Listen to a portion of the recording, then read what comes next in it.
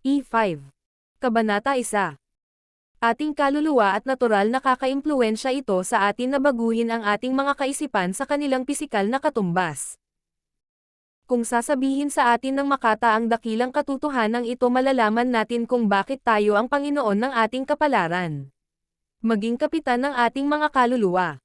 Dapat niyang bigyang diin sa atin na ang puwersang ito ay hindi nagtatangkang makilala sa pagitan ng mapangwasak at nakabubuo na pag-iisip.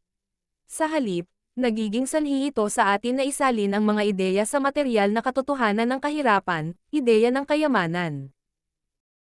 Kinailangan niyang sabihin sa amin na ang aming mga utak ay naaakit ng mga kaisipang nasa aming mga ulo, at na ang mga magnet na ito ay umaakit ng mga hindi kilalang puwersa, tao, at mga sitwasyon. Isang buhay na naaayon sa likas na katangian ng ating nangingibabaw na isipan. Sinasabi niya sa atin na bago tayo makaipon ng maraming kayamanan, dapat nating akitin ang ating isipan ng may matinding pagnanais para sa kayamanan. Dapat nating isaisip ang pera hanggang sa ang ating pagnanais para dito ay humantong sa atin na gumawa ng isang tiyak na plano para sa paggamit nito. Bagamat si Henley ay isang makata at hindi isang pilosopo, ngunit nasiyahan din siya sa pagpapaliwanag ng mga dakilang katotohanan sa anyong patula.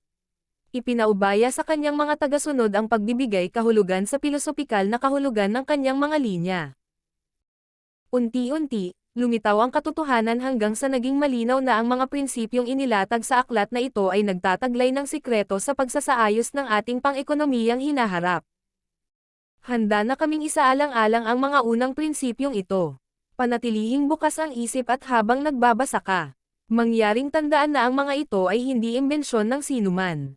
Ang mga prinsipyong ito ay batay sa mga karanasan sa buhay ng higit sa 500 mga lalaki na nagkamal ng tunay na napakalaking kapalaran. Ang mga lalaking nagsimulang mahirap ngunit kakaunti ang pinag-aralan ay hindi nagtagumpay. Mga prinsipyo ng pagtatrabaho para sa mga taong ito, maaari mong patuloy na gamitin ito sa iyong sariling kalamangan.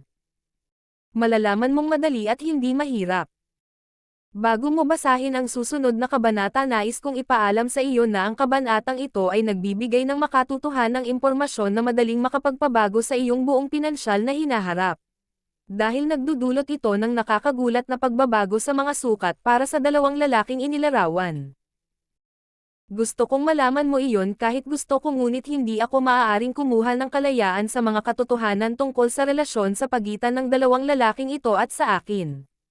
Ang isa ay naging malapit na kaibigan ko sa loob ng halos 25 taon.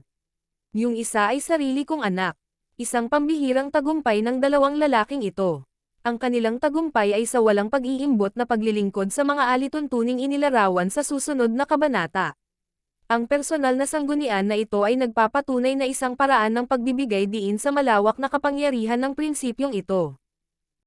Mga 15 taon na ang nakalipas, ibinigay ko ang address ng pagsisimula sa Salem College sa Salem, Kanlurang Virginia. Binigyang diin ko ang mga prinsipyong itinakda sa susunod na kabanata ng napakalakas kung kaya't isang nagtapos ang nagpatibay sa kanila at ginawa itong bahagi ng kanyang sariling pilosopiya. Ang binatang ito ay miyembro na ngayon ng Kongreso at isang pangunahing salik sa kasalukuyang pamahalaan. Bago ipadala ang libro sa publisher, sumulat siya sa akin ng isang liham na malinaw na nagsasaad ng kanyang mga pananaw sa mga prinsipyong itinakda sa susunod na kabanata, na balak kong ilathala bilang panimula sa kabanatang ito. Bibigyan ka nito ng ideya ng paparating na mga premyo. Aking mahal na Napoleon. Dahil sa aking paglilingkod bilang miyembro ng Kongreso, naiintindihan ko ang mga isyong kinakaharap ng kalalakihan at kababaihan. Kaya sumusulat ako upang mag-alok ng payo na maaaring makatulong sa libu-libong karapat-dapat na tao. Humihingi ako ng paumanhin na ang pagtatrabaho para sa konseho ay mangangailangan ng maraming taon ng trabaho at responsibilidad mula sa iyo. Ngunit ako ay sabik na magbigay sa iyo ng ilang payo, dahil alam kong ikaw ay may malaking hilig sa pagbibigay ng mga serbisyong makakatulong. Noong 1922, noong ako ay nasa graduating class, ibinigay mo ang address ng pagsisimula sa Salem College. Nakaisip ka ng isang ideya na humantong sa isang pagkakataon na pagsilbihan ang mga tao ng aking estado, nasasamantalahin ko rin malaki ang responsibilidad ko sa anumang tagumpay, na magtagumpay ako sa hinaharap.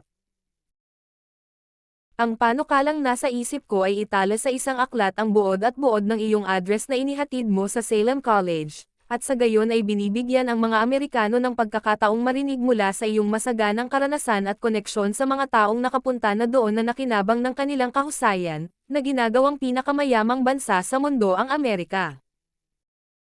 Natatandaan ko na parang kahapon ang iyong napakagandang paglalarawan kung gaano kaliit ang pinag-aralan ni Henry Ford. Wala akong kahit isang walang maimpluwensyang kaibigan bumangon sa itaas na pagdesisyonan ko rin iyon noong mga panahong iyon bago ka matapos magsalita. Bibigyan ko ng lugar ang sarili ko sa iyong pananalita. Kahit anong hirap ang kinakaharap ko. Libu-libong kabataan ang magtatapos ngayong taon at sa mga susunod na taon. Ang bawat isa sa inyo ay nangangailangan ng mensahe ng panghihikayat tulad ng natanggap ko mula sa inyo. Gusto nilang malaman kung saan liliko, ano ang gagawin, at kung saan pupunta, maaari mong sabihin sa kanila. Dahil nakatulong ka sa paglutas ng mga problema ng maraming tao. Kung may paraan para makapagbigay ng ganitong magandang serbisyo, maaari kang magmungkahi na isama ang iyong personal na talahanayan ng pagsusuri sa bawat aklat upang matulungan ang mga mamimili ng libro. Gaya ng inilarawan mo sa akin maraming taon na ang nakalilipas. Kumpletuhin ang mano-manong pagkatalog malinaw na ipakita kung ano ang humaharang sa tagumpay. Ganyan ang serbisyo sa iyong mga mambabasa. Sa pamamagitan ng pagbibigay sa kanila ng kumpleto at walang kinikilingan na larawan ng kanilang mga kapintasan at kabutihan. Gagawin nito ang pagkakaiba sa pagitan ng tagumpay at kabiguan para sa kanila. Napakahalaga ng serbisyo. Milyon-milyong tao ang nahaharap sa pagbabalik sa dati dahil sa depresyon. At nagsasalita ako mula sa personal na karanasan. Alam kong malugod na tatanggapin ng mga seryosong taong ito ang pagkakataong ibahagi ang kanilang mga problema sa iyo at matanggap ang iyong feedback.